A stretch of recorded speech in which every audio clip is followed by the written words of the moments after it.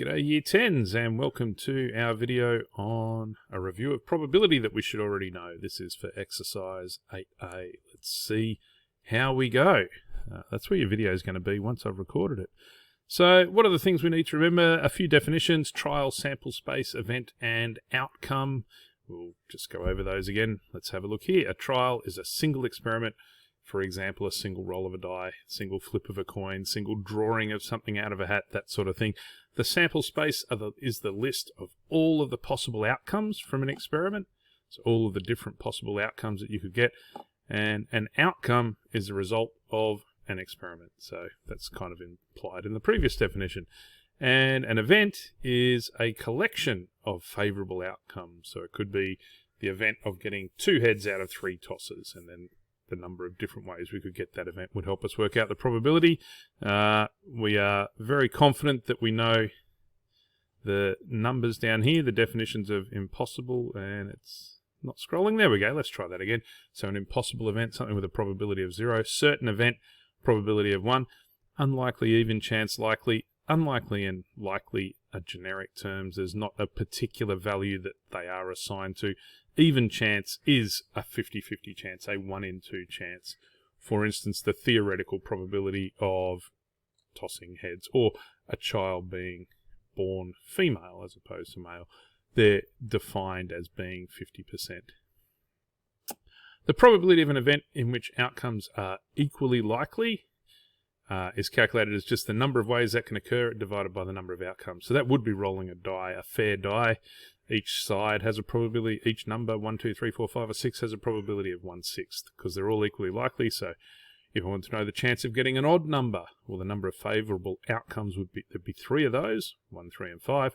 Total number of outcomes are 6, so 3 out of 6, which would be a half. We're pretty familiar with those. Experimental probabilities, sometimes we can't work out theoretical probabilities.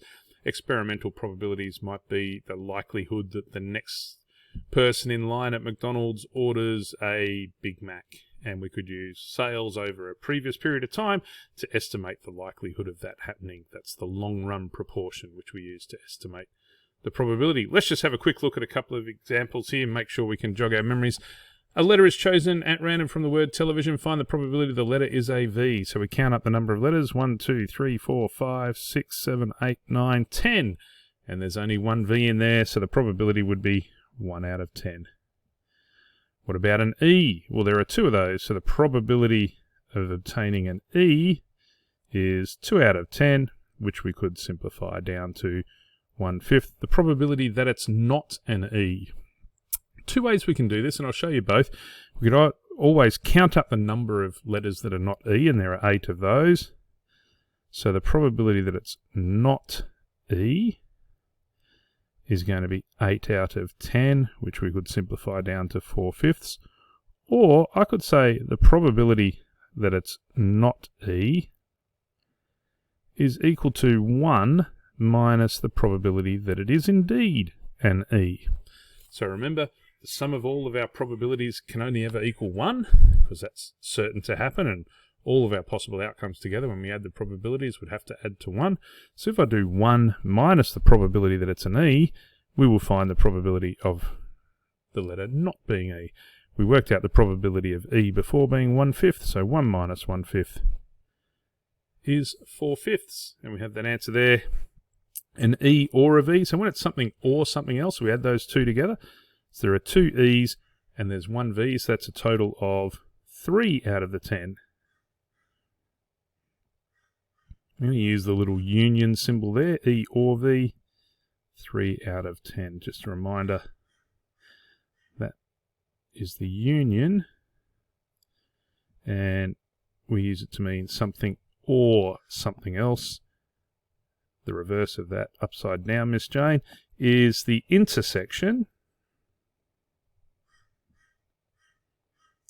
and that means something from one group and another group. You've probably seen that before. There's one over there for you to try. I don't think I need to go through it with you. I'm very confident you guys can do that. Let's just have a look at experimental probability here. This experiment involves tossing 3 coins and counting the number of heads. You may or may not recall the probabilities for this. 3 heads, the probability of that theoretically is 1 in 8. The chance of getting 2 heads and a tail in any order would be 3 out of 8, 2 tails and 1 head, 3 out of 8, and 3 tails, 1 out of 8. These aren't quite eighths. What's an eighth of 100? Well, it's 12.5, so it's going to be very hard to get 12.5. You won't get exact figures, but they're going to be good estimates of the theoretical probabilities. Let's have a look at the experimental probability here then of getting 0 heads. Well, it was 11 out of 100. 2 heads, that was 40 out of 100, which we could simplify down to 2 over 5. See, probability that we have fewer than, that's an A, 2 heads. That looks a bit messy. It annoys me when people write then instead of than. So I don't want you to think I didn't know the difference. Probability that there is fewer than 2 heads, that's the same as the probability of getting 1 head, or, so plus, the probability of getting 0 heads. So 1 head was 40 out of 100, and 0 heads was 11 out of 100. So that's going to be 51 out of 100. And the probability of at least 1 head. So at least 1 head